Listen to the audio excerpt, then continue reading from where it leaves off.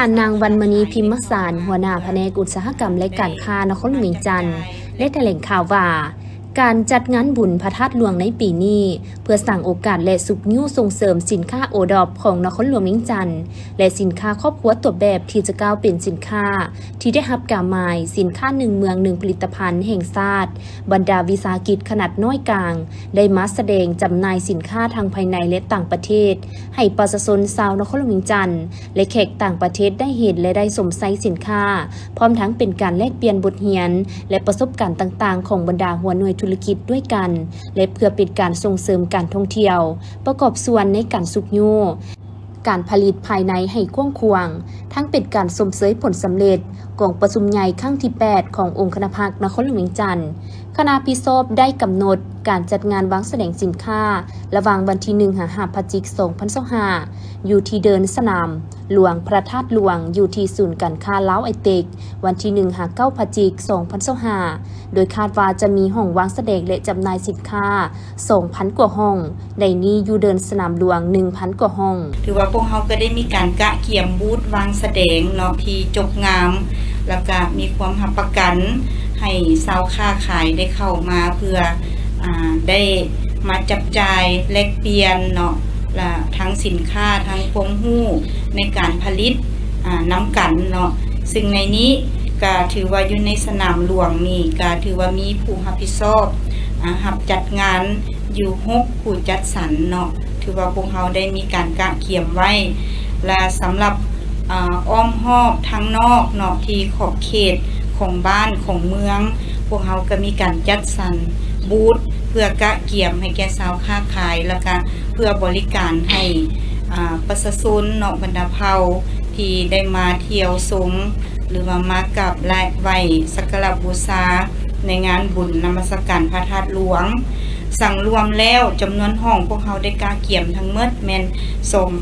2,170 ห้องเนาะในนี้ก็ถือว่ารวมถึง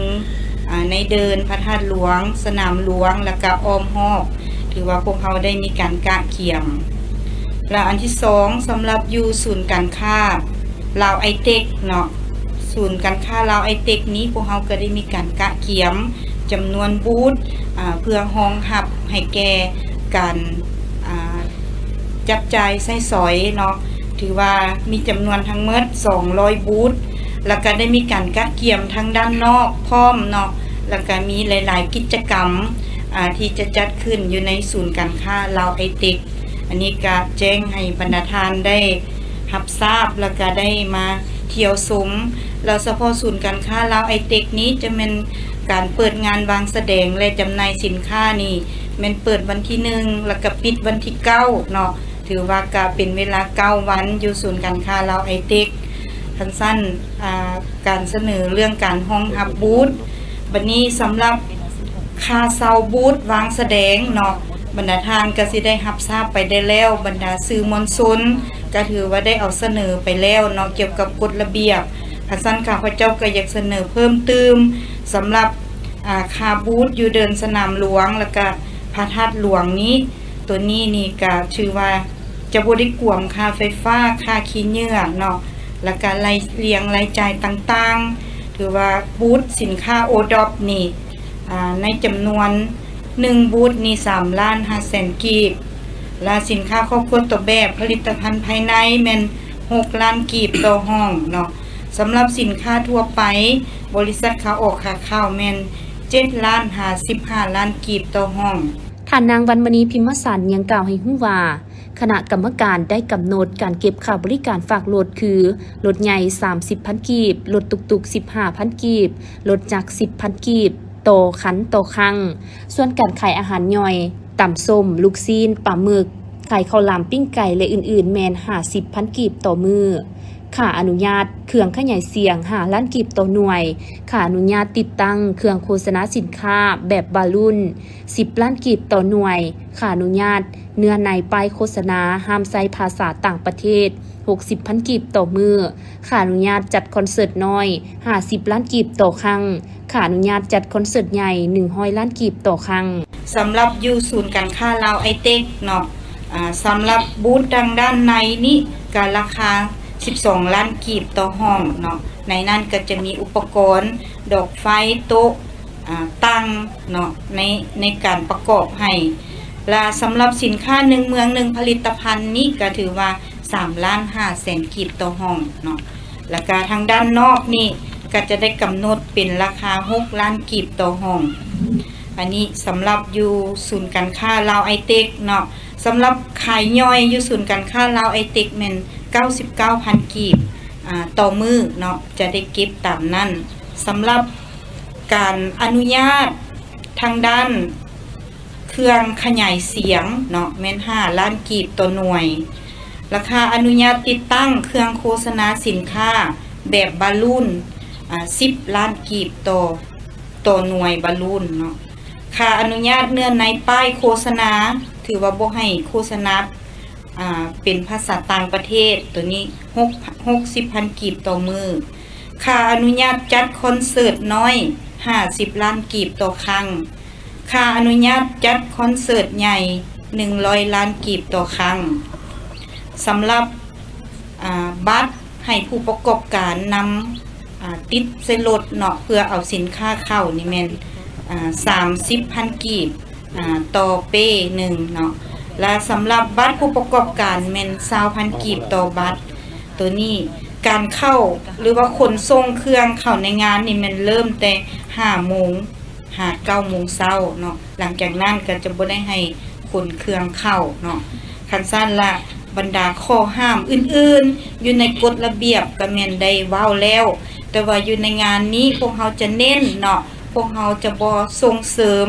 หรือว่าบ่อนุญาตให้มีสัตว์ปุ่มเป้าเนาะอยู่ในงานบุญนมัสการพระธาตุหลวงของพวกเรารวมถึงรอบในแล้วก็รอบนอกเนาะตัวนี้ก็แจ้งให้ทั้งสื่อมวลชนได้สืบต่อเอาไปเพื่อโฆษณาแล้วก็แจ้งให้ชาวค้าขายได้รับทราบถือว่าถ้าเห็นพวกเราก็จะแม่นได้ปฏิบัติระเบียบก็คือเก็บไว้ก่อนเนาะหลังจากแล้วงานบุญแล้วก็จะให้ทั้งผู้ประกอบการมารับเอาคืนอันนี้ก็ถือว่าจะขอเน้นในจุดนี้แล้วก็สาวน้อยตกน้ำพร้อมเนาะแล้วก็คล้องคอเป็ดถือว่าพวกเฮาแม่นบ่ให้มีเด็ดขาดอยู่ในงานของพวกเฮาเนาะท่านนางวรรณมณีพิมพ์สารยังได้กล่าวเชิญชวนผู้ประกอบการสาวค้าขายและมวลชนเข้าจับจองสถานที่ทั้ง2จุดและเชิญเที่ยวชมงานวางแสดงและขายสินค้าปี2025ในครั้งนี้ด้วยซึ่งงานดังกล่าวแม่นเสนอให้ประชาชนพ่อค้าสาวขายและผู้ประกอบการร่วมกันเป็นเจ้าภาพที่ดีสิ่งใดที่จะสร้างความจุกงามเป็นการดึงดูดการท่องเที่ยวขอให้ทุกภาคส่วนปุ้มลุ้มช่วยกันเฮ็ดให้งานประสบผลสำเร็จอย่างจบงามด้วยอย่างเด็ดขาดบุญพระธาตุหลวงเวียงจันทร์ประจำปี2025นี้ที่จะจัดขึ้นในวันที่1-5 พฤศจิกายนทางนครหลวงเวียงจันทร์ได้ออกระเบียบ17ข้อห้ามคือ 1. ห้ามขายและนำเอาสิ่งเสพติดสิ่งมึนเมาลิ่นการพนันอาละวาดตีกันอาวุธมีดง่าวหน้ากระทุนสายแอวหัวใหญ่และสนับมือสิ่งของลอกเลียนแบบสินค้าลามกอนาจารและสินค้าที่ผิดกฎหมายเข้ามาขายในงานและวางขายภายในบุญอย่างเด็ดขาด 2. ห้ามโฆษณาขายสินค้าเกินความเป็นจริงบ่อนุญาตนุ่งเครื่องลามกอนาจารเข้าในงานบุญ 3. ห้ามเทสินค้าสาดทรายลงพื้นปลูกขายลงพื้นต่อบูธของตนวางสินค้าออกมานอกห้างและซื้อขายสินค้าเป็นเงินตราต่างประเทศเด็ดขาด 4. ห้ามบุคคลนิติบุคคลวัดสำนักงานองค์การปกครองบ้านวางสิ่งกีดขวางการสัญจรสถานที่วางแสดงขายสินค้าของคณะกรรมการจัดงานบุญ 5. สำหรับนักแสดงศิลปะในงานแต่ละจุดต้องแต่งกายและนุ่งเครื่องสุภาพเรียบร้อยให้ถูกต้องตามฮิตของประเพณีอันดีงามของลาวห้ามห่มผ้าอ้อมองค์พระธาตุหลวงเด็ดขาด 7. ห้ามเฮ็ดกิจกรรมทางศาสนาหรือกิจกรรมใดหนึ่งที่บ่สอดคล้องกับฮิตของประเพณีอยู่บริเวณเดินพระธาตุหลวงและในกรมเรียนพระธาตุหลวงเด็ดขาด 8. ห้ามเพศหญิงนุ่งทรงกระโปรงหรือสเกิร์ตต้องนุ่งสิ้นทุกครั้งที่เข้าในกรมเรียนพระธาตุหลวงสำหรับเพศชายห้ามนุ่งทรงสั้นเกินหัวเข่าต้องนุ่งทรงขายาวหรือผ้าสโลง 9. ห้ามใต้เทียนใส่เตียนพระธาตุหลวงตามระเบียงกรมเรียนหรือสิ่งก่อสร้างอื่นใต้ได้เฉพาะหางเหล็กที่จัดสรรไว้ 10. ขบวนแห่พระศาสตร์เพิงต้องได้ลงทะเบียนนำเอาแนวล้าวสร้างศาสตร์นครหลวง จึงมีสิทธิ์แห่เข้าไปภายในกรมเหรียญพระธาตุหลวงได้รูปแบบพระธาตุเพิ่งต้องออกแบบตามประเพณีและห้ามนำเอาสิ่งประดิษฐ์ที่บ่แม่นพระธาตุเพิ่งเข้ามาในงานบุญเด็ดขาด 11. ห้ามพระสงฆ์แม่ชีแม่ขาวพ่อขาวนำเอาฝ่ายมัดแขนเครื่องสักการะบูชาอื่นมาวางเฮ็ดกิจกรรมทางพิธีศาสนาอยู่อ้อมรอบขอบเขตหัวด้านหน้าทางเข้ากรมเหรียญเด็ดขาด 12. ห้ามสวยโอกาสขึ้นค่าเช่าห้องค่าบริการตามลำพังใจการเป็นนายหน้าจับจองห้องขายสินค้าและบริการเพื่อเก็งกำไรเด็ดขาด 13. ห้ามนำเอาเครื่องเสียงขนาดใหญ่มีความดังเกิน85ดิซิเบลเข้ามานำใช้โดยบ่มีใบอนุญาตถ้าพบเห็นจะถูกปรับใหม่เครื่องละ10ล้านกีบ 14. กิจกรรมทางด้านวัฒนธรรมการท่องเที่ยวเช่นขายอาหารเครื่องดื่มที่มีดนตรีเครื่องเสียงอยู่ขอบเขตบริเวณงานบุญต้องได้มาขออนุญาตนำแผนกวัฒนธรรมและการท่องเที่ยว 15. ห้ามบ่ให้นำเอาคนต่างประเทศมาโฆษณาสินค้าอยู่บรรดาห้านค้าบูธวางแสดงสินค้าและเวทีอื่นยกเว้นบรรดาประเทศนครเพื่อนมิตรที่ถูกเชิญเข้าร่วม 16. บรรดาห้านค้าขายจำหน่ายโฆษณาสินค้าทุกประเภทในขอบเขตบริเวณบุญพระธาตุหลวงห้ามแจกแผ่นพับโฆษณาสินค้าและสั่งสินเศษเหลือขี้เหงื่อสะสาย 17. ห้ามเปิดห้านบูธวางแสดงสินค้าในขอบเขตเดินพระธาตุหลวงพระธาตุหลวงหรือบริเวณอ้อมรอบกายเวลา 23 โมงเด็ดขาดบุคคลนิติบุคคลหรือภาคส่วนใดที่ฝ่าฝืนกฎระเบียบนี้และข้อกำหนดต่างๆที่ได้วางออกจะได้ถูกกล่าวเตือนศึกษาพรมกรณีสถานเบาและปรับใหม่ปฏิบัติวินัยตามสถานหนักหรือเบาของความผิดและตามระเบียบกฎหมายของรัฐในนี้กรณีมีการละเมิดระเบียบข้อกำหนดร้ายแรงแม้นจะบ่มีการกล่าวเตือนเจ้าหน้าที่สามารถเข้าจัดตั้งปฏิบัติได้เลยทุกคนต้องเป็นเจ้าการเฮ็ดเวียกงานป้องกันความสงบสุขนับถือกฎระเบียบฉบับนี้อย่างเข้มงวดถ้าหากผู้ใดละเมิดข้อห้ามใดหนึ่งแม้นจะถูกปรับใหม่แต่ 500,000 ถึง 10 ล้านกีบแล้วแต่กรณีนักหรือเบาถ้าพบเห็นการละเมิดต่อกฎระเบียบดังกล่าวขอให้แจ้งต่อคณะรับผิดชอบงานบุญหรือเจ้าหน้าที่ที่เกี่ยวข้องอยู่ภายในงานบุญและถามกรรมการการเมืองพัฒนาชนบทและแก้ไขความทุกข์ยากตามนโยบาย3สั่งด้วย2รูปการคือลงรากฐานกับทีและขบวนการรวมของนักละเมืองจันทร์ผ่านการจัดตั้งปฏิบัติสามารถประเมินผลตามมาตรฐานพ้นถูกและมาตรฐานพัฒนาตามดำรัส348ทับรบมีครอบครัวพ้นถูกทั้งหมด 100,000 กว่าครอบครัวเท่ากับ 99.4 ส่วนห้อยยังบ่ทันบรรลุมาตรฐานครอบครัวทุกยาก899ครอบครัวเท่ากับ 0.57 ส่วนห้อยสร้างบ้านพัฒนาได้379บ้านเท่ากับ78ส่วนห้อยยังบ่ทันบรรลุ102บ้านเท่ากับ21ส่วนห้อยหับฮ้องเป็นเมืองเข้มแข็งหอบด้านและเมืองพ้นถูกแล้ว9เมืองเท่ากับห้อยส่วนห้อยนอกนั้นนักละเมืองจันทร์ยังได้ถูกหับฮ้องและประกาศเป็นหัวหน่วยยุทธศาสตร์จากรัฐบาลอย่างเป็นทางการในวันที่20ตุลาคม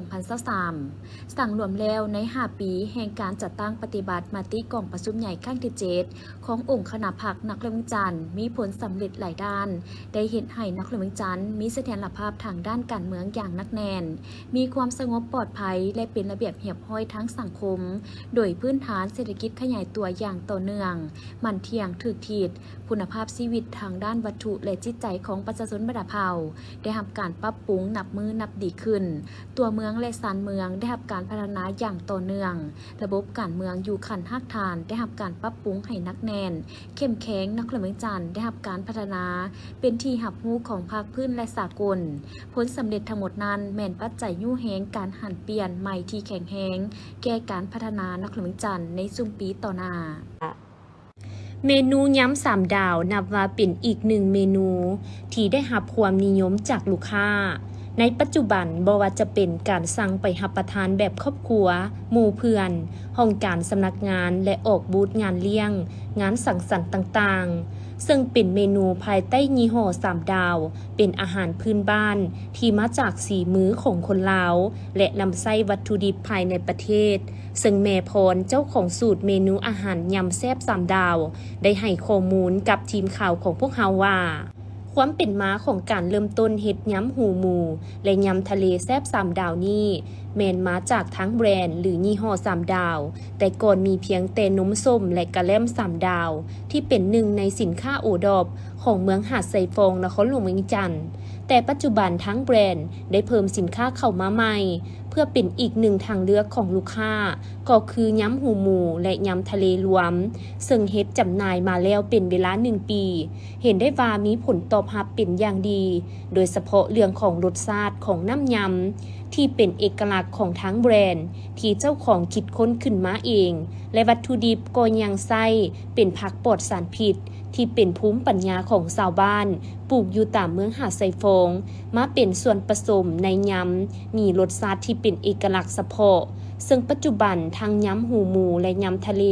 แม่นมีจำหน่ายอยู่2 ขนาดที่เฮ็ดส่งลูกค้าตามออเดอร์ก็คือสุดกล่องครึ่งกิโลและสุดกล่อง1 กิโลราคายำหูหมูเริ่มต้นอยู่ที่100,000 กีบและราคายำทะเลเริ่มต้น200,000 กีบขึ้นไปปัจจุบันเนื่องจากมีลูกค้าออเดอร์เข้าและออกงานนอกลายเฮ็ดให้การกะเกี่ยมหรือปรุงแต่งอาหารแม่นต้องใช้เวลาดนเพราะว่ายังใช้แรงงานภายในครอบครัวเป็นส่วนใหญ่ในอนาคตจึงมีแผนจะหันเปลี่ยนมาใช้เป็นเครื่องกลจักรเพื่อให้มีความสะดวกสบายว่องไวขึ้นและให้ท่วงทันกับการตอบสนองลูกค้าได้อย่างเพียงพอถ้าหากท่านใดสนใจอยากซิมอาหารหรืออยากจะสนับสนุนส่งเสริมผลิตภัณฑ์สีมื้อของคนลาวที่ผลิตภายในและจำหน่ายให้คนภายในได้รับประทานแม่นสามารถสั่งได้ที่ Facebook Fanpage ของห้านเพิ่นในสื่อภาษาลาวยำแซ่บ3 ดาวนมส้ม3 ดาว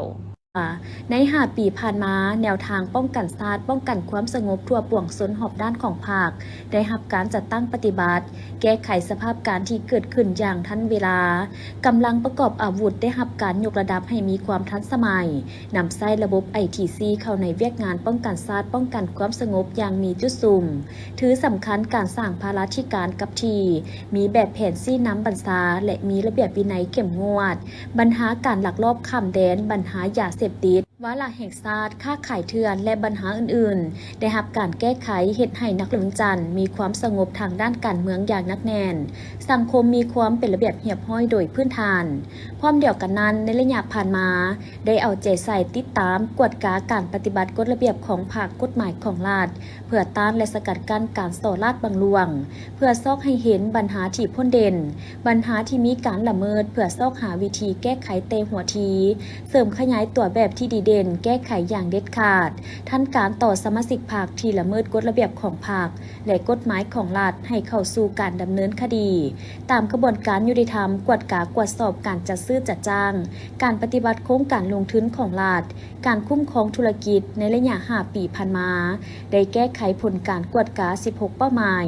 ติดตามกวดกาผลการกวดสอบ15 เป้าหมายและ65 โครงการ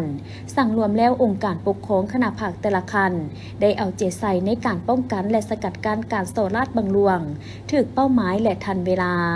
สำหรับเวียกงานก่อสร้างรากฐานพัฒนาชนบทหอบด้านและแก้ไขความทุกข์ยากติดพันกับเวียกงานสร้างได้หันพนักงานลงก่อสร้างรากฐานการเมืองพัฒนาชนบทและแก้ไขความทุกข์ยากตามนโยบาย3 สร้างด้วย2 รูปการคือลงรากฐานกับทีและขบวนการรวมของนครหลวงจันทน์ผ่านการจัดตั้งปฏิบัติสามารถประเมินผลตามมาตรฐานพ้นถูกและมาตรฐานพัฒนาตามดำรัส348 ทับลบ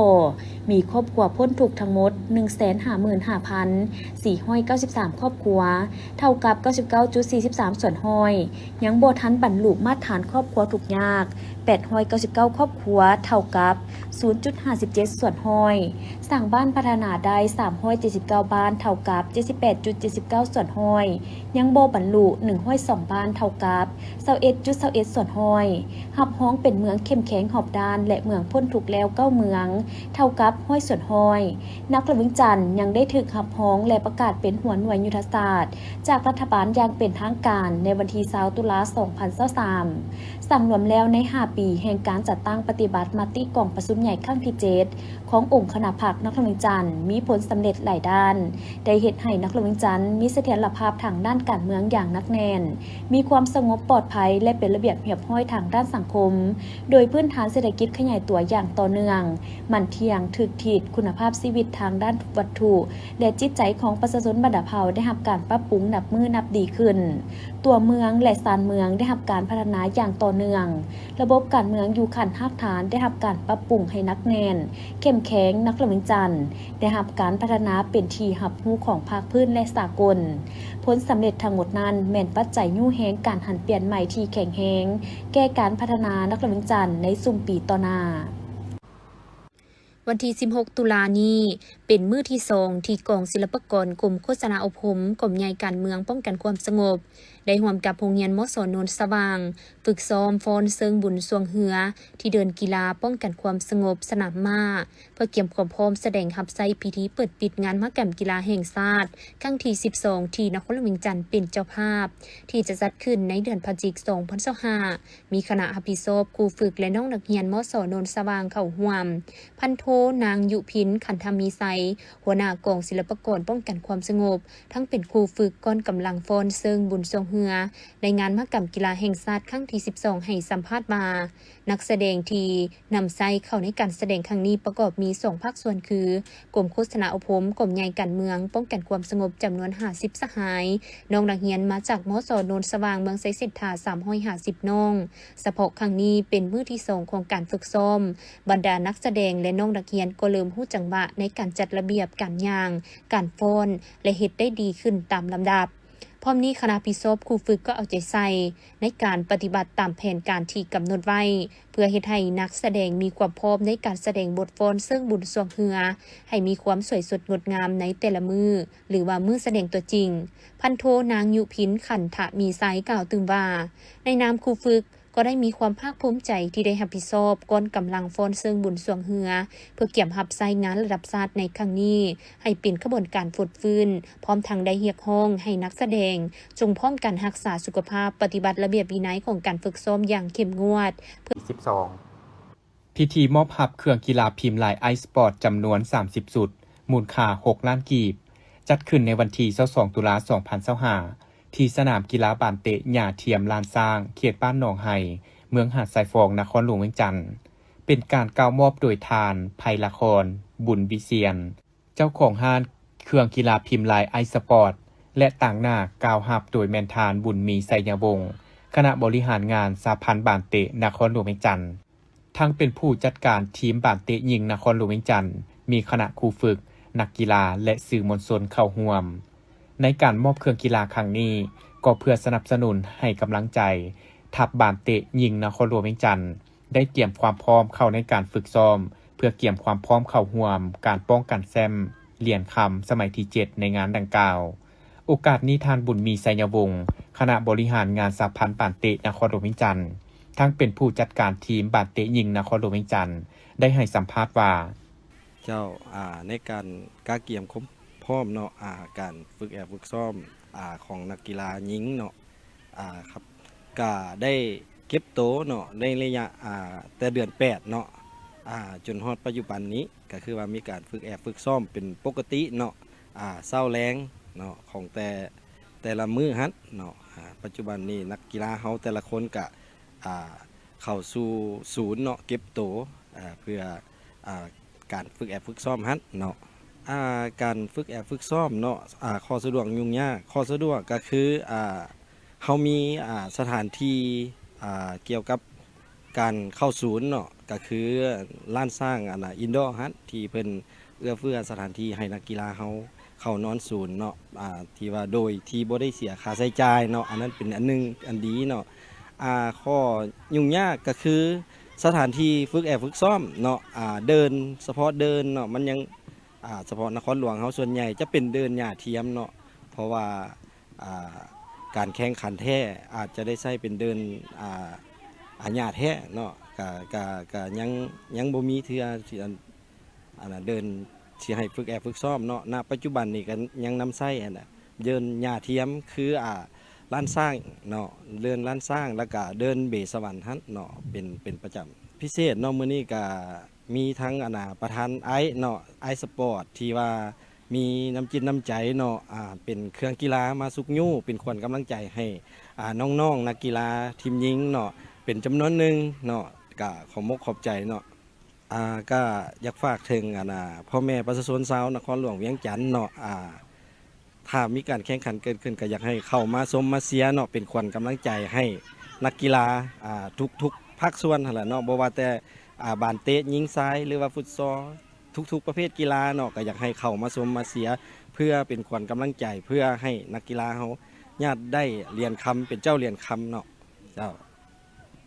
ภายหลังที่พิธีสำเร็จแล้วทัพนักกีฬาบานเตะหญิงนครหลวงเวียงจันทน์ก็ได้ลงสนามอุ่นเครื่องนัดที่ 4 พบกับทัพ WIG นาคาหุ้นอายุบ่เกิน 14 ปี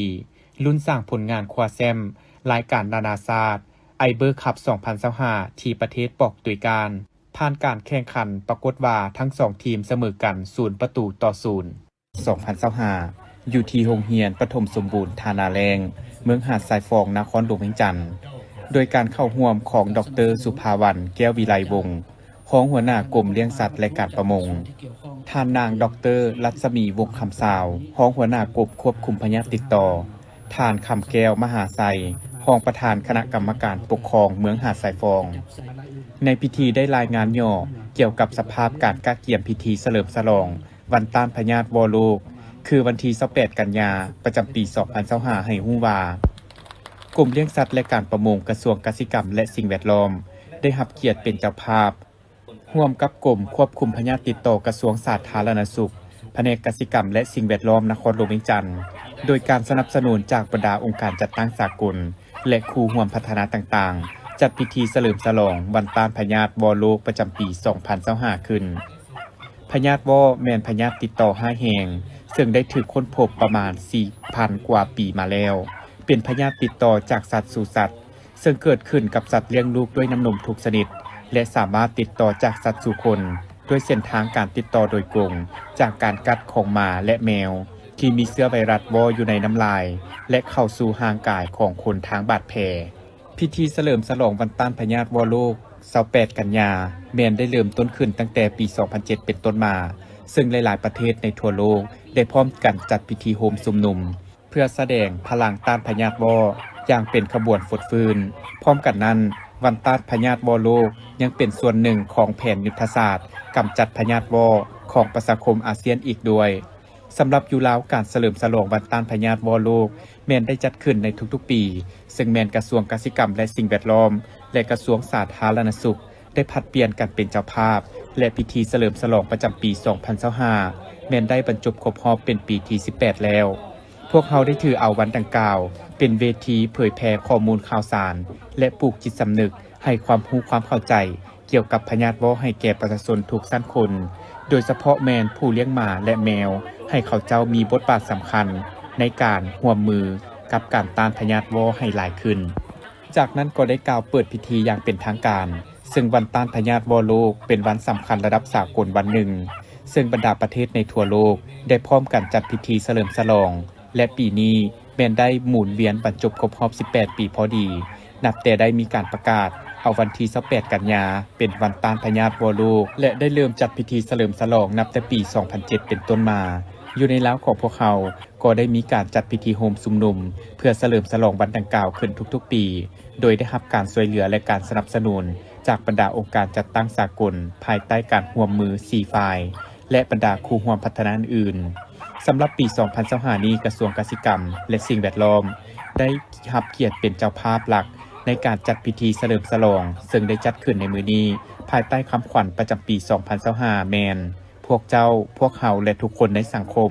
มาร่วมแรงร่วมใจกันต้านพยาธิวอ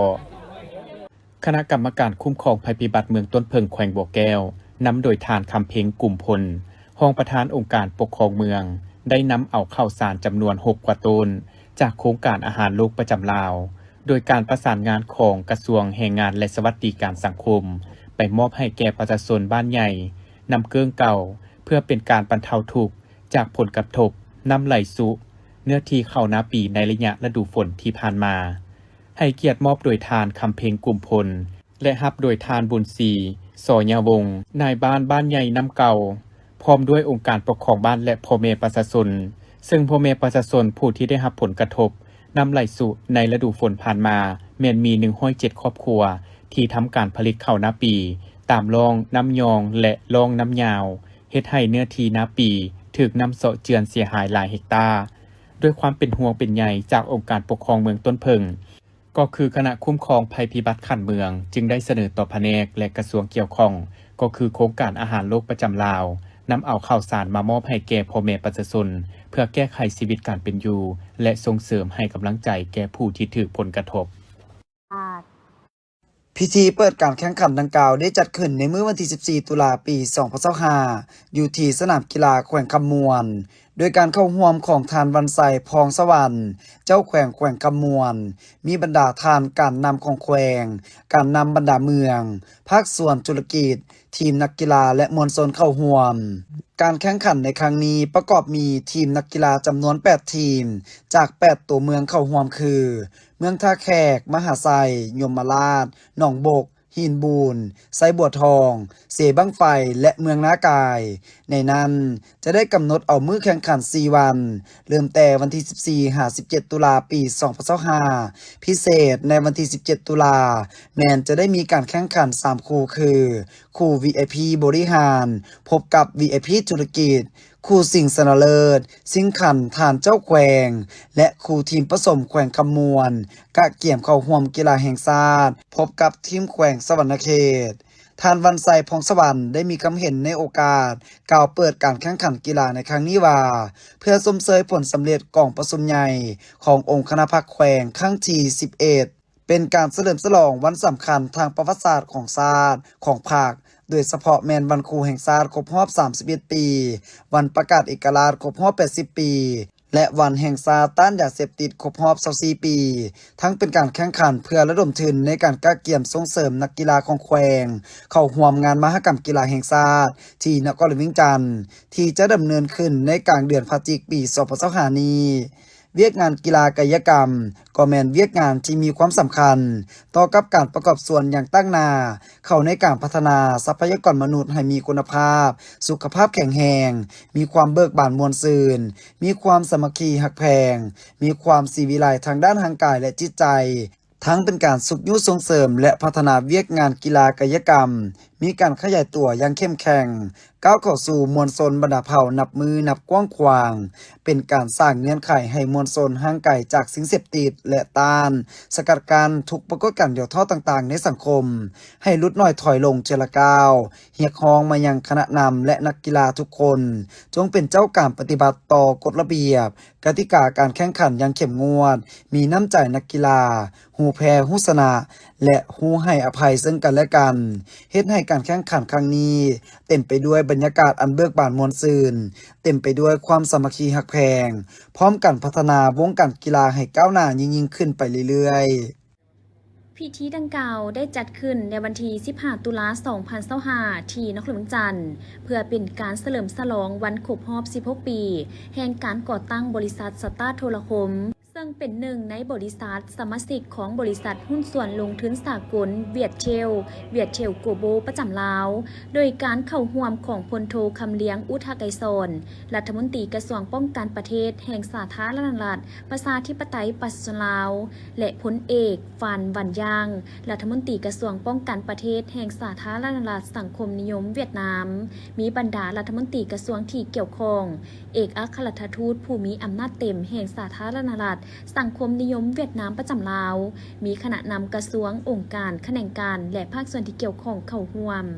ในพิธีพลตรีใส่ใจกรมศิษย์รองรัฐมนตรีกระทรวงป้องกันประเทศต่างหน้าให้กับบริษัทได้กล่าวว่าเพื่อสืบต่อภารกิจในฐานะผู้นำตลอด16ปีในการสร้างโครงห่างพื้นฐานด้านโทรคมนาคมยูนิเทลได้ตัดสินใจลงทุนในแขนงขนส่งโลจิสติกส์ด้วยยุทธศาสตร์ที่มีแบบแผนและขนาดใหญ่ยูนิเทลโลจิสติกส์สั่งตั้งขึ้นโดยมีเป้าหมายเพื่อกลายเป็นบริษัทขนส่งอันดับหนึ่งในสาธารณรัฐประชาธิปไตยประชาชน นลาวประกอบส่วนลดผ่อนต้นทุนด้านการขนส่งของประเทศให้เหลือ15ส่วนห้อยของ GDP และสร้างเวทเฮ็ดงานทำหลายกว่า 30,000 ตำแหน่งให้แก่ประชาชนลาวเพื่อเฮ็ดให้เป้าหมายนี้เป็นจริง Unitel Logistics จะสร้างระบบนิเวศโค้งห่างพื้นฐานที่ครบถ้วนซึ่งประกอบมีศูนย์กลางขนาดใหญ่3แห่งในเขตเศรษฐกิจที่แขวงอุดมไซด์3เฮกตาร์นักกระเมืองจันทร์ 7.2 เฮกตาร์และแขวงสวรรณเขต5เฮกตาร์ซึ่งเฮ็ดหน้าที่เป็นสร้างเก็บสินค้าแบบครบวงจรพร้อมนั้นยังมีคลังเก็บสินค้าธุรกิจ6แห่งอยู่ด้านซ้ายแดนยุทธศาสตร์กับเวียดนามไทยและจีนที่มีจุดบริการ 1,500 แห่งกวมเอาทั้ง18แขวงทั่วประเทศซึ่งหลายกว่าคู่แข่งรายใหญ่ที่สุดในปัจจุบันถึง2เท่าเพื่อรับประกันการเสื่อมต่อไปถึงทุกๆบ้านการสร้างตั้งเครือข่ายการขนส่งอัศริยะที่ผสมประสานเส้นทางทางบกระหว่างแขวง306เส้นทางพร้อมคำมั่นสัญญาในการจัดส่งสูงสุดภายในดี3บวกเส้นทางอากาศทางภายในและต่างประเทศและเส้นทางรถไฟที่เสื่อมต่อลาวจีนและลาวไทยนอกนี้ Unitel Logistics ยังมีการบริการเพิ่มมูลค่าเซ็น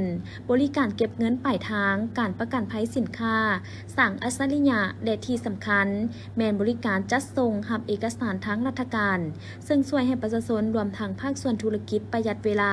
และค่าใช้จ่ายในการเดินทางได้สูงสุดโครงการ Unitel Logistics บ่เพียงแต่มีความหมายทางด้านเศรษฐกิจเท่านั้นแต่ยังเป็นสัญลักษณ์แห่งมิตรภาพและการร่วมมือด้านยุทธศาสตร์ที่มั่นคงระหว่างลาวและเวียดนามโครงการนี้คาดว่าจะเฮ็ดให้คำมั่นสัญญาของการร่วมมือระหว่าง2รัฐบาล2กระทรวงป้องกันประเทศเป็นจริงขึ้นโดยการขยายการเชื่อมโยงจากโทรคมนาคมไปสู่โลจิสติกส์และด้วยการเปิดบริการขนส่ง Unitel Logistics ได้ยั่งยืนถึงบทบาทการเป็นผู้นำในการนำใช้เทคโนโลยีที่ทันสมัยและนวัตกรรมที่สร้างสรรค์เพื่อรับใช้ประชาชนและหน่วยงานรัฐบาลของสาธารณรัฐประชาธิปไตยประชาชนลาวการเปิดบริการขนส่ง Unitel Logistics เป็นขีดหมายอันสำคัญบ่เพียงแต่สำหรับสตาร์ทโทรคมเท่านั้นแต่ยังรวมถึงวงการโลจิสติกส์ของลาวซึ่งจะเปิดทางไปสู่อนาคตที่สินค้าสามารถไหลเวียนได้ไวขึ้นและมีประสิทธิภาพหลายขึ้นประกอบส่วนเข้าในความเจริญรุ่งเรืองของประเทศและเพิ่มทวีสายพัวพันมิตรภาพอันพิเศษระหว่างลาวและเวียดนามให้แน่นแฟ้นยิ่งขึ้นตามการให้สัมภาษณ์เมื่อวันที่15ตุลา2025ของพันโทกิคำสีหาบุตรหัวหน้าแผนกจราจรแขวงอัตตปือให้ฮู้ว่าและยา9เดือนปี2025ทั่วแขวงอัตตปือมีอุบัติเหตุเกิดขึ้นตามท้องถนนทั้งหมด311ครั้งเทียบใส่และยาเดียวกันของปีผ่านมาเพิ่มขึ้น48ครั้งพาหนะเปเพ471คันเปเพเล็กน้อย318คันเปเพสมควร145คันใช้การบ่ได้8คันได้รับบาดเจ็บ418คนหญิง125คนบาดเจ็บเล็กน้อย230คนบาดเจ็บสมควร143คนบาดเจ็บสาหัส6คนและเสียชีวิตมี19คนหญิง3คนเทียบใส่ระยะเดียวกันของปีผ่านมาผู้เสียชีวิตลดลง8คนมูลค่าเสียหายทั้งหมด444ล้านกีบในขณะเดียวกันตลอดระยะผ่านมาทางแผนกจราจรพวกเขาโดยการนำพาซี่น้ำของคณะพักกองบัญชาการป้องกันความสงบแขวงทางแผนกจราจรได้เคลื่อนไหวเวียกงานวีซ่าเฉพาะโดยเวียกที่จุดซุ้มแม่นได้ลงเคลื่อนไหวโฆษณาตามขอบเขตเทศบาลแขวงและเมืองพวกเขาได้นำไส้รถสลามในการเคลื่อนไหวโฆษณาตามสายทางขอบเขตทาง3แยก4แยกเขตแออัดชุมชนตลาดนอกนั้นได้ลงเคลื่อนไหวโฆษณาตามหมวดโรงเรียนในขอบเขตทั่วแขวงนอกนั้นแผนกจราจรพวกเขายังได้ลงเคลื่อนไหวลงตั้งจุดกวดกาบังคับใช้กฎหมายตามเส้นทางหลวงแห่งชาติกวดกาทาสเหล่าจับความไวและศึกษาอบรมผู้ที่ขับขี่ล่วงละเมิดระเบียบการสัญจรเพื่อลดพ้นการเกิดอุบัติเหตุบนท้องถนนหลวงสาเหตุหลักที่พาให้เกิดอุบัติเหตุแมนผู้ขับขี่ยังถือเบาในการปฏิบัติกฎระเบียบการสัญจรดื่มสิ่งมึนเมาแล้วขับขี่และขับขี่ไว้เกินก กำหนดบ่ปล่อยสิทธิ์ทางน้อยบ่ให้เกียรติทางใหญ่3แยก4แยกสภาพเทคนิคบ่รับประกันบ่ครบถ้วนพันโทกิคำสีหาบุตรได้ถือโอกาสนี้เรียกร้องถึงนักขับขี่ผู้ใช้รถใช้ถนนในขอบเขตทั่วแขวงอัตตปือให้เอาใจใส่ปฏิบัติกฎระเบียบการสัญจรอย่างเข้มงวดดื่มสิ่งมึนเมาแล้วห้ามขับขี่พาหนะเวลาขับขี่ต้องให้เกียรติซึ่งกันและกันมันกวดเช็คสภาพเทคนิครถของตนให้อยู่ในสภาพพร้อมใช้งานพร้อมทั้งก่อเพื่อหลีกเลี่ยงการสูญเสียทางด้านชีวิตและทรัพย์สินจากการเกิดอุบัติเหตุบนท้องถนนพิธีดังกล่าวได้จัดขึ้นอยู่ที่เดินสนามกีฬาหลัก 16 เมืองไซธานีนครหลวงจันทร์ในวันที่ 16 ตุลาคม 2025โดยการเข้าร่วมของทานแสงอรุณสุริยวงศ์หัวหน้าแผนกกสิกรรมและสิ่งแวดล้อมนครหลวงจันทร์ทานเวียงคำศรีหาโคตรเลขาพรรคเมืองไซธานีมีหัวหน้าห้องการกระทรวงกสิกรรมและสิ่งแวดล้อมหัวหน้ากลุ่มเลี้ยงสัตว์และการประมงประธานห้องประธานคณะกรรมการปกครองเมืองไซธานีประธานสมาคมผู้เลี้ยงและพัฒนาสายพันธุ์งัวบาละมันแห่งประเทศลาวและภาคส่วนที่เกี่ยวข้องเข้าร่วมทานแสงอรุณสุริยวงศ์ได้รายงานและกล่าวเปิดงานตลาดนัดว่า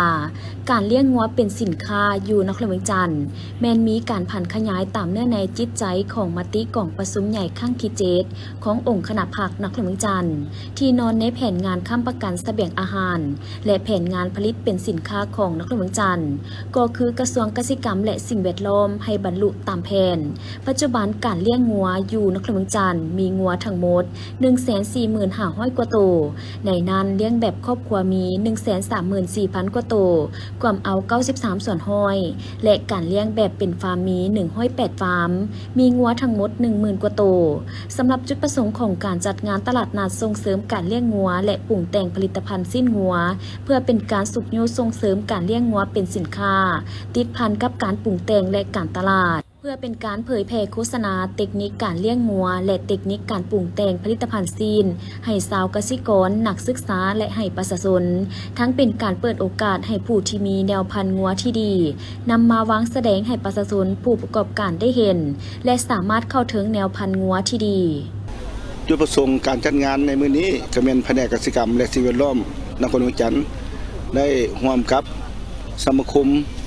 เลี้ยงงัวและปรับปรุงสายพันธุ์งัวบรามันแห่งประเทศลาวได้ร่วมกันจัดงานวางแสดงการเลี้ยงงัวเพื่อเป็นสินค้าอยู่นครหลวงจันทร์ของเฮานี้ฉะนั้นข้าพเจ้าจึงขอเชิญชวนมายังพ่อแม่พี่น้องประชาชนและบรรดาผู้ใดที่ผู้สนใจในการเลี้ยงงัวเป็นสินค้าก็ให้เชิญชวนมาแวะชมและมาเบิ่งมาเรียนวิธีการเลี้ยงกับสมาคมของพวกเขาจะมีพนักงานวิชาการได้แนะนำฝึกอบรมวิธีการเลี้ยงเพื่อเป็นสินค้าเพื่อเฮ็ดให้การค้ำประกันเสบียงอาหารอยู่ที่นครหลวงจันทร์ของพวกเขาให้มีความมั่นคงถาวรและก้าวเข้าในการพัฒนาสายพันธุ์งัวจากสายพันธุ์พื้นเมืองกลายเป็นสายพันธุ์ที่มีน้ำหนักละลายขึ้นเนาะและสามารถขายเป็นสินค้าและมีเงินหลายๆจะขอขอบใจและงานพวกเฮานี้แม่นเริ่มแต่วันที่15หาวันที่19ฉะนั้นข้าพเจ้าตั้งหน้าให้แผนกกสิกรรมและสิ่งแวดล้อมนครหลวงจันทร์ขอเชิญชวนเรียกร้องมายังบรรดาพ่อแม่ประชาชนและชาวเกษตรกรผู้ที่มีฟาร์มเลี้ยงแบบครอบครัวจงมาเบิ่งมาฝึกอบรมและก็มาถ่อถอดบทเรียนจากวิชาการของสมาคมของพวกเฮาหั่นเพื่อเฮ็ดให้การเลี้ยงงัวของพวกเฮาได้รับบาดเก้าสูงขึ้นไปเรื่อยๆและสามารถค้ำประกันเสบียงอาหารทั่วนครหลวงจันทร์ภายในงานครั้งนี้ยังมีหลายกิจกรรมเป็นต้นการปรุงแต่งอาหารจากผลิตภัณฑ์สิ้นงัวการจำหน่ายผลิตภัณฑ์สิ้นงัวการจำหน่ายสินค้าของชาวเกษตรกรและผู้ประกอบการต่างๆการแสดงศิลปะการสัมมนาเผยแพร่เทคนิคการเลี้ยงงัวเปิดหับสมัครคู่หัวมือในการเลี้ยงงัวนับแต่การเลี้ยงแบบครอบครัวก้าวไปหาเลี้ยงงัวแบบเป็นฟาร์มเริ่มจากการปลูกหญ้าเลี้ยงงัวทอมการตัดแต่งปรุงแต่งผลิตภัณฑ์จากสิ้นงัวซึ่งงานตลาดนัดครั้งนี้จะดำเนินไปฮอดวันที่19 ตุลาคม 2025นี้อาริโกคณะบริหารงานสาวหนุ่มเมืองไซเศรษฐานครหลวงเวียงจันทร์ลงเผยแพร่ผลสำเร็จกองประชุมใหญ่องค์คณะพรรคเมืองไซเศรษฐา และเผยแพร่ผลสำเร็จของประชุมใหญ่ครั้งที่ 10 ของคณะบริหารงานสาวหนุ่มเมืองไซเซธาให้แก่สาวหนุ่มอยู่โรงเรียนมาริโกเมืองไซเซธานครหลวงเวียงจันทน์ในตอนบ่ายของวันที่ 16 ตุลาคม 2025 นำโดยทานไสยเดชท้าดาวงศ์เลขาคณะบริหารงานสาวหนุ่มเมืองไซเซธาพร้อมด้วยคณะมีทานวัฒถาวงคำสาวผู้อำนวยการโรงเรียนมาริโกพร้อมด้วยครูอาจารย์และนักเรียนเข้าร่วมทานนางกิกสมสนิทเลขาสาวหนุ่มฮักฐานโรงเรียนมาริโกได้ขึ้นผ่านบทสรุปเวียกงานหน่วยฮักฐานสาวหนุ่มโรงเรียนประจำปี 2024-2025 ให้ฮู้ว่าโรงเรียนมาริโกมีสมาชิกสาวหนุ่ม 45 สหายหญิง 15 สหายมีสมาชิกเยาวชน 105 น้องมีคณะบริหารงานสาวหนุ่ม 3 สหายเป็นหญิงทั้งหมดโดยมีการแบ่งหน้าที่รับผิดชอบกันอย่างชัดเจนเพื่อเคลื่อนไหวกิจกรรมต่างๆภายในโรงเรียนโดยมีเป้าหมายหลักคือเสริมสร้างคุณสมบัติพัฒนาความรู้ความสามารถและปลูกฝังความเป็นพลเมืองดีให้แก่นักเรียนเบ้ารวมแล้วเฉพาะเวียกงานสาวหนุ่มโรงเรียนได้บรรลุผลสำเร็จหลายอย่างโดยเฉพาะแม่นการพัฒนาความรู้ความสามารถคุณสมบัติและการมีส่วนร่วมของนักเรียนถึงว่าจะมีสิ่งท้าทายหลายประการแต่ทางคณะสาวหนุ่มพร้อมที่จะสืบต่อปรับปรุงและพัฒนาเวียกงานให้ก้าวหน้าเพื่อประกอบส่วนสร้างสาวหนุ่มให้เป็นพลเมืองดีและมีคุณภาพของชาติสืบต่อปฏิบัติข้อแข่งขัน4บุกของสาวหนุ่มข้อแข่งขัน3ตี4ฮู้ของเยาวชนธันวาสืบต่อศึกษาอบรมแนวคิดคุณสมบัติระเบียบวินัยให้แก่สาวหนุ่มเยาวชนต่อเนื่อง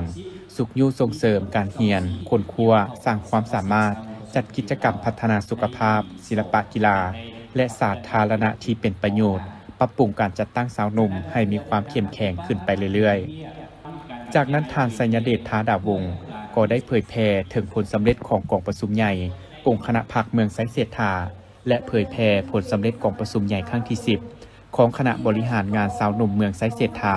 โดยได้ยกให้ฮู้ถึงแผนพัฒนาเศรษฐกิจสังคมแผนการจัดตั้งปฏิบัติเวียกงานสาวหนุ่มเยาวชนแผนผันขยายทิศทางรวมไปถึงเวียกงานของสาวหนุ่มในการเป็นเจ้าการประกอบส่วนอย่างตั้งหน้าเป็นกำลังแหงสั่งรวมในการยู่แหงพัฒนาเศรษฐกิจสังคมสร้างความสงบความเป็นระเบียบเรียบร้อยในทั่วสังคมพร้อมเดียวกันนั้นก็ยังได้ฮู้กฎระเบียบของสาวหนุ่มเยาวชนเผยแพร่การแก้ไขปัญหายาเสพติดยาสูบไฟฟ้าน้ำกระท่อมผลร้ายของสิ่งเสพติดติดพันกับการปฏิบัติ2วาระแห่งชาติเผยแพร่กฎหมายว่าด้วยยาเสพติดและกฎหมายการฆ่ามนุษย์การลดลงของนักเรียนในการปราบละการเรียนในปัจจุบันพร้อมยังได้เผยแพร่การตอบโต้และป้องกันการแพร่ระบาดของพยาธิไข้ยุงลายและการแข่งขันกีฬาครั้งนี้ได้จัดขึ้นในวันที่ 17 ตุลาคม 2025 ที่เดินห้องการศึกษาธิการและกีฬาเมืองศรีสัตนาโดยการเข้าร่วมของทานพันประสงค์ไสยวงศารองประธานคณะกรรมการปกครองเมืองศรีสัตนามีกรรมการประจำพรรคกรรมการพรรคเมืองห้องการอ้อมข้างโรงเรียนทางภาครัฐและเอกชนเข้าร่วมทานวายุแหงดาวงไสหัวหน้าห้องการศึกษาธิการและกีฬาเมืองศรีสัตนาได้ให้สัมภาษณ์ว่าจุดประสงค์การจัดงานครั้งนี้เพื่อเป็นการสร้างขบวนการเฉลิมฉลองวันสำคัญต่างๆของพรรคของชาติก็คือวันที่ 2 ธันวาคมรอบ50 ปีที่ใกล้จะมาฮอดมาถึงนี้เพื่อเฉลิมฉลองวันครูแห่งชาติที่ 7 ตุลาคม 2025 ครบรอบ 31 ปี ทั้งเป็นการส่งเสริมผลสำเร็จของประชุมใหญ่ผู้แทนองค์คณะพรรคนครหลวงเวียงจันทร์ครั้งที่ 8 และเป็นการเต้าหูมความสามัคคีฮักแพงบรรดาพนักงานของการบ้านผู้อาจารย์ภายในเมืองให้มีความแน่นแฟ้นขึ้นไปเรื่อยๆซึ่งการแข่งขันกีฬาเปตังสิงขันหัวหน้าองค์การศึกษาธิการและกีฬาเมืองมีทีมนักกีฬาเข้าร่วมทั้งหมดแม่น52 ทีมจุดประสงค์ที่จัดงานนี้ก็เพื่อเป็นการสร้างกระบวนการต้อนรับวันสำคัญต่างๆของชาติเนาะแล้วก็เพื่อเป็นการฉลองวันครูแห่งชาติครบรอบ31 ปีที่ได้หมุนเวียนครบรอบนั้นแต่ละการแข่งขันนี่ก็เพื่อฮัดแนนความสามัคคีภายในระหว่างนักกีฬาด้วยกันและระหว่างบรรดาห้องการเนาะบรรดาห้องการและกับบรรดาบ้านโรงเรียนเนาะภายในเมืองนั้นเนาะอันที่2ก็เป็นเพื่อรักษามูลเชื่อและเนาะความสำคัญ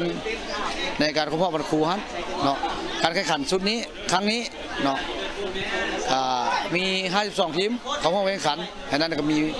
ห้องการภายในเมืองแล้วก็บ้านแล้วก็บรรดาโรงเรียนภายในเมืองนั้นมาเข้าร่วมเนาะ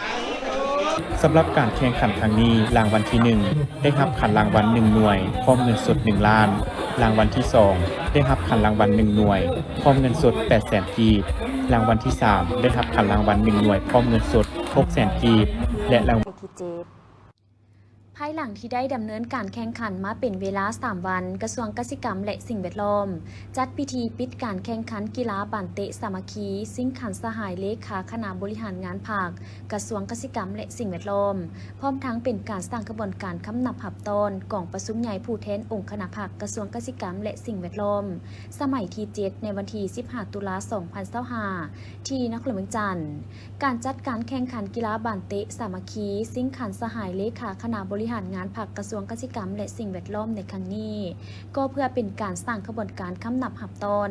กองประชุมใหญ่ผู้แทนองค์คณะภาคกระทรวงเกษตรกรรมและสิ่งแวดล้อมสมัยที่ 7 เพื่อเป็นการสร้างกระบวนการคำนับหับตอน3วันประวัติศาสตร์ของศาสตร์วันศาสตร์ที่ 2 ธันวาครบรอบ50 ปีวันสั่งตั้งพรรคประชาชนปฏิบัติลาวครบรอบ70 ปีและวันคล้ายวันเกิดประธานไก่สอนภูมิหารครบรอบ105 ปีที่ได้หมุนเวียนมาถึงนี้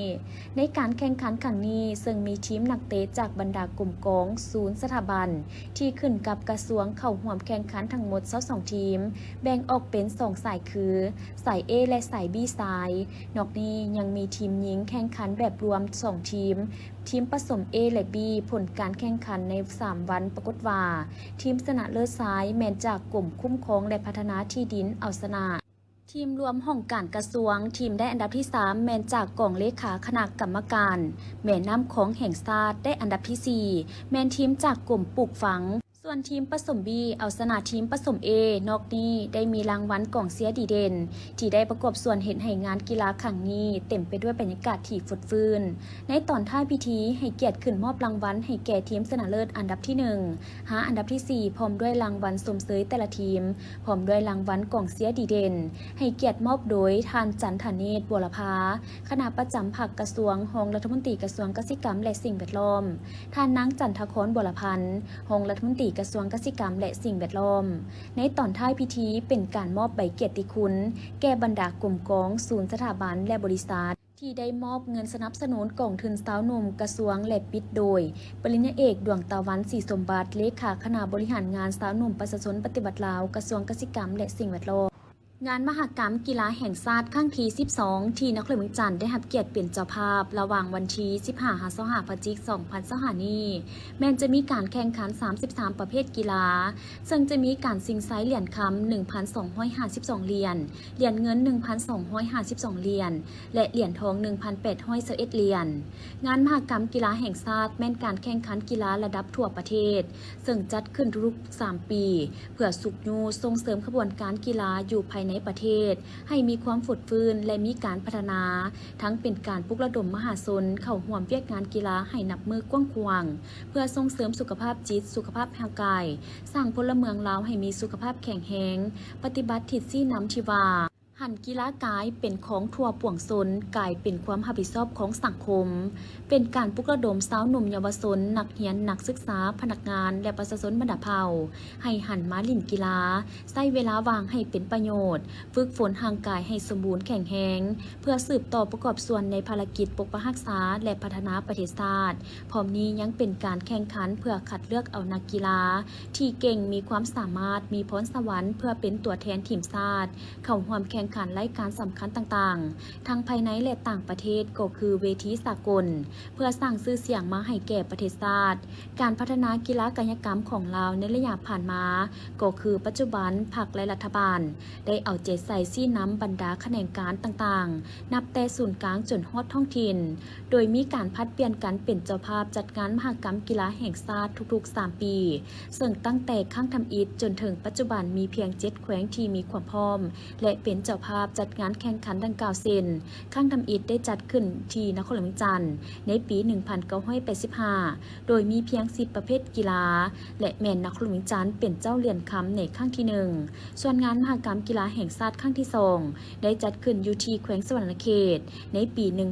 1987 ครั้งที่ 3ได้จัดขึ้นอยู่ที่แขวงขมวนครั้งที่ 4ได้จัดขึ้นอยู่ที่แขวงจำปาสักครั้งที่ 5จัดขึ้นอยู่ที่แขวงหลวงพระบางครั้งที่ 6ได้จัดขึ้นอยู่นครหลวงเวียงจันทน์ครั้งที่ 7จัดขึ้นอยู่แขวงสวรรณเขตครั้งที่ 8จัดขึ้นอยู่แขวงจำปาสักครั้งที่ 9แขวงหลวงพระบางครั้งที่ 10แม่นแขวงอุดมไซครั้งที่ 11แม่นจัดขึ้นอยู่ที่แขวงเสียงขวางเป็นเจ้าภาพและครั้งที่ 12นี้แม่นนครหลวงเวียงจันทน์ได้รับเกียรติเป็นเจ้าภาพเป็นครั้งที่ 3ซึ่งคาดว่าจะมีนักกีฬาเข้าร่วมแข่งขันทั้งหมด 2,000 กว่าคน